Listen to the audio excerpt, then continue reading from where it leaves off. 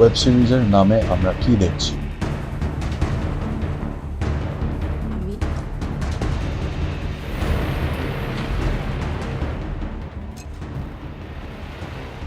সম্প্রতি বিশ্বব্যাপী web series জনপ্রিয় হয়ে উঠেছে।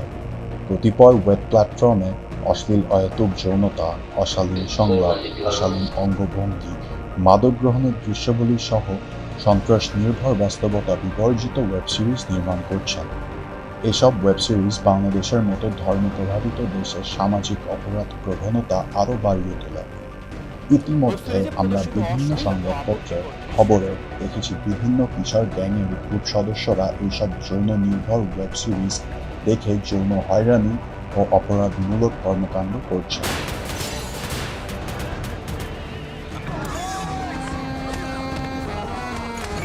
I think I've lost the toe. I'll have none left of this race. Some fucking holidays. Yeah.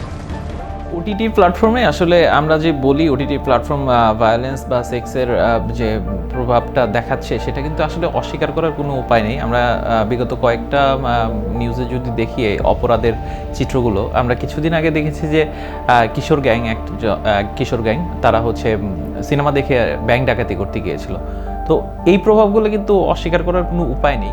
এই ধরনের ওয়েব সিরিজ চিন্তা চেতনার উপর প্রভাব ফেলে। আমাদের বাস্তব জীবন এবং আমাদের কাল্পনিক জীবনকে আলাদা করে দেখতে হবে। অবশ্যই এই ধরনের ওয়েব সিরিজ এড়িয়ে চলতে হবে। আমাদের শিশু কিশোররা এই ধরনের ওয়েব সিরিজে আকৃষ্ট হচ্ছে কিনা তা অভিভাবককে খেয়াল রাখতে হবে। সামাজিকভাবে এসব ওয়েব সিরিজ বর্জন করতে হবে।